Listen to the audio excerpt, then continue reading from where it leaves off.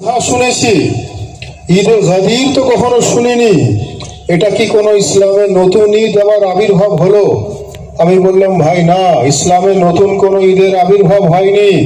যদি সংক্ষিপ্ত আকারে বোঝাতে হয় তাহলে এটা বুঝতে হবে, যখন রোজা মোকাম্মল হয়, যখন রোজা কমপ্লিট হয়, তখন ঈদ উল ফিতর পালন করা হয়।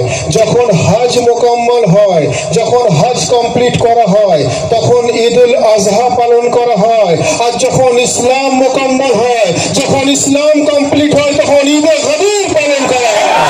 সুবহানাল্লাহ, সুবহানাল্লাহ। নারে রিসালাত, নারে হায়দারি।